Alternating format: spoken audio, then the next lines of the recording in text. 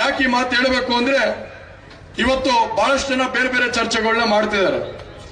ಆದ್ರೆ ಈ ಸಂದರ್ಭದಲ್ಲಿ ನಾನು ಮಂಜಣ್ಣ ಅವ್ರ ಬಗ್ಗೆ ಎರಡು ಮಾತಾಡಬೇಕಾಗತ್ತೆ.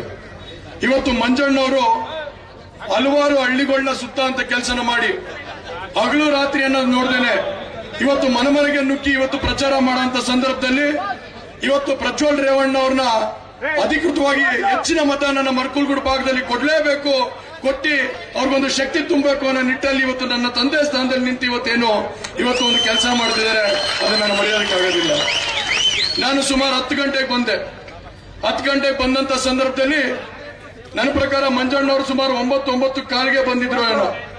9 ಕಾಲಿಗೆ ಬಂದು ನಿಂತ್ಕೊಂಡು ಕುರ್ಚಿ ಮೇಲೆ ಕೂರ್ಲಿಲ್ಲ, ಮುಂದೆ ಅಲ್ಲಿ ಗೇಟ್ ಹತ್ರ ನಿಂತ್ಕೊಂಡು ಪ್ರತಿಯೊಬ್ಬ ಕಾರ್ಯಕರ್ತ ಮುಖಂಡ ಬಂದಂತ ಸಂದರ್ಭದಲ್ಲಿ ಅವನಿಗೆ ಕೈ ಕೊಟ್ಟಿ ಒಳಗ್ ಬಾ, ನಾವು ನಿಮ್ ಜೊತೆ ಇದೀವಿ ಅನ್ನೋ ಒಂದು ಧೈರ್ಯನ ತುಂಬಾ ಅಂತ ಕೆಲಸನ ಇವತ್ತು ನಮ್ಮ ಶಾಸಕರು ಏನ್ ಮಾಡಿದ್ದಾರೆ.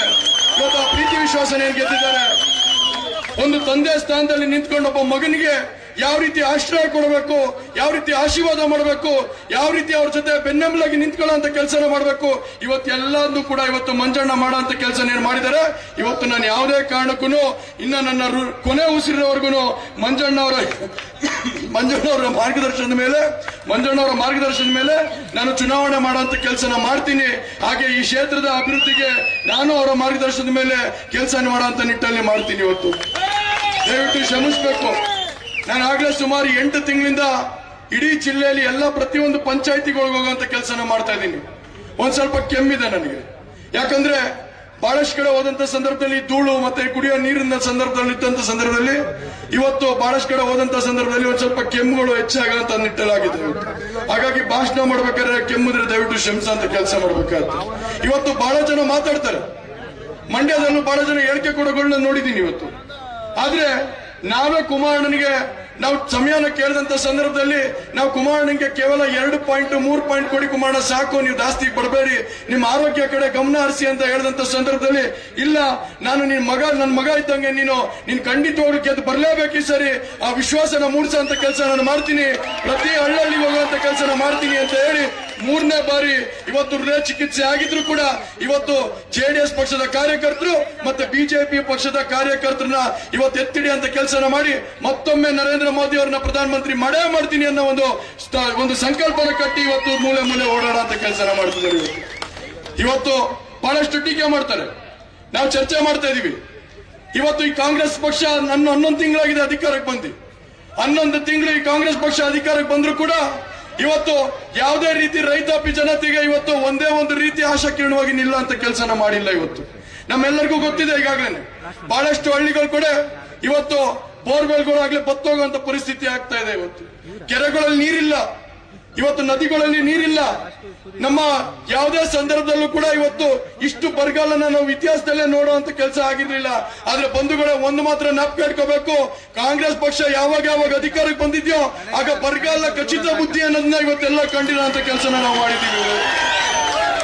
ಆದ್ರೆ ಖಂಡಿತವಾಗ್ಲೂ ಹೇಳ್ತೀನಿ, ಮುಂದಿನ ದಿವಸಗಳಲ್ಲಿ ನಮ್ಮ ಕುಮಾರಣ್ಣ ಮತ್ತು ಯಡಿಯೂರಪ್ಪ ಸಾಹೇಬ್ರ ನೇತೃತ್ವದಲ್ಲಿ ಖಂಡಿತವಾಗ್ಲೂ ಕರ್ನಾಟಕ ರಾಜ್ಯದಲ್ಲಿ 28ಕ್ಕೂ 28 ಜಿಲ್ಲೆಯಲ್ಲೂ ಕೂಡ ನಮ್ಮ ಅಭ್ಯರ್ಥಿಗಳನ್ನ ಕೆಲಸನ ನಮ್ಮ ಕಾರ್ಯಕರ್ತರು ಮಾಡಿ ಇವತ್ತು ಒಳ್ಳೆ ಮಳೆ ಬೆಳೆ ಅಂತ ಕೆಲಸಗಳು ಹಾಗೆ ಆಗುತ್ತೆ. ಮುಂದಿನ ದಿವಸಗಳಲ್ಲಿ ಆಶಾಕಿರಣವಾಗಿರುವಂತ ರೈತ ಪರ ಇರುವಂತ ಒಂದು ಸರ್ಕಾರ ಬಂದೇ ಬರುತ್ತೆ ಅಂತ ಈ ವೇದಿಕೆ ಮುಖಾಂತರ ತಿಳಿಸುವಂತ ಕೆಲಸನ ಮಾಡ್ತೀನಿ.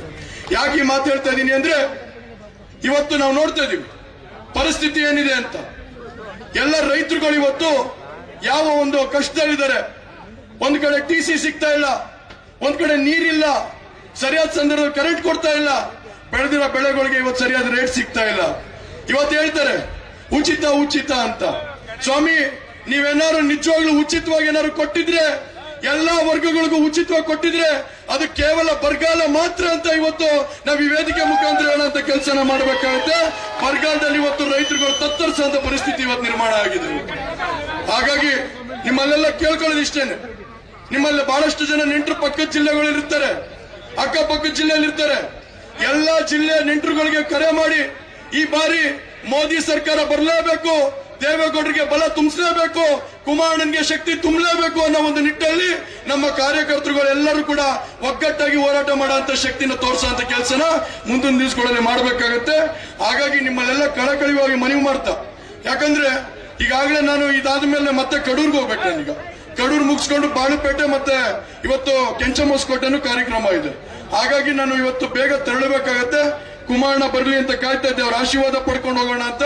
ಕುಮಾರಣ್ಣನ ಆಶೀರ್ವಾದದ ಮೇಲೆ, ಮಂಜಣ್ಣ ಅವರ ಆಶೀರ್ವಾದದ ಮೇಲೆ, ರೇವಣ್ಣ ಸಾಹೇಬರು, ವಿಶ್ವನಾಥ್ ಅಣ್ಣವರು ಹಾಗೂ ನಮ್ಮ ಎಲ್ಲ ಬಿಜೆಪಿ ಹಾಗೂ ಜೆಡಿಎಸ್ ಮುಖಂಡರುಗಳು ಮತ್ತೆ ನನ್ನ ಪ್ರೀತಿಯ ಇವತ್ತು ಅರ್ಕಲ್ಗೂಡು ಈ ಜನ ಇವತ್ತೇನು ಸುಮಾರು 10,000ಕ್ಕಿಂತ ಹೆಚ್ಚಿನ ಜನ, ಇವತ್ತು 15,000 ಜನ ಹೆಚ್ಚಿನ ಜನಸಂಖ್ಯೆಯಲ್ಲಿ ಇವತ್ತು ಬೆಂಬಲನ ಸೂಚಿಸಕ್ಕೆ, ಒಬ್ಬ ಪ್ರಜ್ವಲ್ ರೇವಣ್ಣಗೆ ಆಶೀರ್ವಾದ ಮಾಡೋದಕ್ಕೆ ನನ್ನ ತಂದೆ ತಾಯಿಂದಿರು ಬಂದಿರ. ನಿಮ್ಮೆಲ್ಲರ ಆಶೀರ್ವಾದ, ಪ್ರೀತಿ, ವಿಶ್ವಾಸ ಇದೇ ತರ ಇರಲಿ. ನಾನೇನಾದ್ರು ಸಣ್ಣ ಪುಟ್ಟ ತಪ್ಪುಗಳು ಮಾಡಿದ್ರೆ ದಯವಿಟ್ಟು ಅರ್ಕಲ್ಗೂಡು ಜನ ದಯವಿಟ್ಟು ಕ್ಷಮಿಸುವಂತ ಶಕ್ತಿ ನಿಮ್ಮಲ್ಲಿದೆ. ನೀವೆಲ್ಲರೂ ಕ್ಷಮಿಸಿ ಅಂತ ಹೇಳಿ ಕೈ ಮುಗಿತಾ, ನಿಮ್ಮೆಲ್ಲರ ಹೋರಾಟ ಇದೇ ತರ ಇರ್ಲಿ ಅಂತ ಹೇಳಿ ನಾನು ಅದಕ್ಕಿಂತ ಮುಖ್ಯವಾಗಿ ನೊಂದು ಮಾತು ಹೇಳಬೇಕಾಗತ್ತೆ. ಮೊನ್ನೆ ಒಂದು ವಿಡಿಯೋ ನೋಡ್ತಿದ್ದೆ, ಯಾಕಂದ್ರೆ ಕುಮಾರಣ್ಣನ ಗಮನಕ್ಕೆ ತರಬೇಕಾಗತ್ತೆ. ನಾವು ಮೊನ್ನೆ ಒಂದು ವಿಡಿಯೋ ನೋಡುವಂತ ಸಂದರ್ಭದಲ್ಲಿ ಇವತ್ತು ಬಿಜೆಪಿ ಮತ್ತೆ ಜೆಡಿಎಸ್ನ ಕಾರ್ಯಕರ್ತರುಗಳು ಬಿಸಿಲು ಹಗಲು ನೋಡ್ದೇನೆ ಇವತ್ತು ಬೀದಿಲಿ ಹೋಗಿ ಇವತ್ತು ನಮ್ಮ ಪರಗಳ ಎಲ್ಲಾ ಪಕ್ಷದ ಎಲ್ಲಾ ಒಂದು ಏನು 28 ಜಿಲ್ಲೆಯಲ್ಲೂ ಕೂಡ ಇವತ್ತು 28 ಕ್ಷೇತ್ರದಲ್ಲೂ ಅಭ್ಯರ್ಥಿಗಳನ್ನ ಗೆಲ್ಲಿಸಬೇಕು ಅನ್ನೋ ನಿಟ್ಟಲ್ಲಿ ಇವತ್ತು ಮನೆಗೆ ತೆರಳಿ ಮತಯಾಚನೆ ಮಾಡ್ತಿರೋದು ನೋಡಿದ್ರೆ ಇವತ್ತು ನನಗೊಂದು ಭರವಸೆ ಮೂಡ್ತಾ ಇದೆ. ಖಂಡಿತವಾಗ್ಲೂ 28ಕ್ಕೆ 28 ಕೂಡ ಇವತ್ತು ಕುಮಾರಣ್ಣ ಮತ್ತು ಯಡಿಯೂರಪ್ಪ ಸಾಹೇಬ್ರ ನೇತೃತ್ವದಲ್ಲಿ ನಾವು ನರೇಂದ್ರ ಮೋದಿ ಅವರಿಗೆ ಎಲ್ಲಾ ಅಭ್ಯರ್ಥಿಗಳನ್ನು ಒಂದೇ ವಿಮಾನದಲ್ಲಿ ಕರ್ಕೊಂಡು ಹೋಗುವಂತ ಕೆಲಸ ನಿಮ್ಮೆಲ್ಲರ ಆಶೀರ್ವಾದದಲ್ಲಿ ಮಾಡ್ತೀವಿ ಅಂತ ಹೇಳಿ ಇವತ್ತು ನಿಮ್ಮೆಲ್ಲರ ಪ್ರೀತಿ ವಿಶ್ವಾಸ ಇದೇ ತರ ಇರಲಿ ಹಾಗೂ ನಿಮ್ಮೆಲ್ಲರ ಆಶೀರ್ವಾದ ಇದೇ ತರ ಇರಲಿ ಅಂತ ಹೇಳಿ ಏನು ಕ್ರಮ ಸಂಖ್ಯೆ ನಂಬರ್ 2 ತನೆ ಹೊತ್ತ ಮಹಿಳೆ ಚಿಹ್ನೆಗೆ ಗುರುತನ್ನ ಮತಕ್ಕೆ ಏನು ಓಟ್ ಹಾಕುವಂತ ಕೆಲಸನ 26ನೇ ತಾರೀಕು ನೀವೆಲ್ಲರೂ ಮಾಡ್ತೀರಾ, ಅದು ಆಶೀರ್ವಾದದ ಮುಖಾಂತರ ಮಾಡಿ ಅಂತ ಹೇಳಿ ನಿಮ್ಮೆಲ್ಲರಿಗೂ ಮನವಿ ಮಾಡ್ತಾ 2 ಮಾತು ಮುಗಿಸ್ತೀನಿ. ಹಾಗಾಗಿ ನಮ್ಮ ಅರ್ಕಲ್ಗೂಡು ಜನತೆ ಇವತ್ತು ನಾನು ಒಂದು ಭರವಸೆ ಮೇಲೆ ಸ್ಟೇಜ್ ಇಂದ ಕೆಳಗಡೆ ಹೇಳ್ತಾ ಇದೀನಿ. ನೀವೆಲ್ಲರೂ ಕೂಡ ನನ್ನ ಬೆನ್ನಿಂದ ನಿಂತು ಇವತ್ತು ಶಕ್ತಿ ತುಂಬುವಂತ ಕೆಲಸನ ಮಾಡಿದೀರಾ. ಆ ಒಂದು ಶಕ್ತಿನ ಇಡೀ ಜಿಲ್ಲೆಯಲ್ಲಿ ನಾನು ಮತ್ತೊಮ್ಮೆ ಒಂದು ಪುನರ್ಯೋಚನೆಯಲ್ಲಿ ಒಂದು ಶಕ್ತಿ ತಗೊಂಡು ಹೋಗುವಂತ ಕೆಲಸನ ಮಾಡ್ತೀನಿ. ಖಂಡಿತವಾಗ್ಲೂ ನಿಮ್ಮ ಆಶೀರ್ವಾದ ಇರ್ಲಿ ಅಂತ ಹೇಳ್ತಾ 2 ಮಾತು ಮುಗಿಸ್ತೀನಿ. ಧನ್ಯವಾದಗಳು.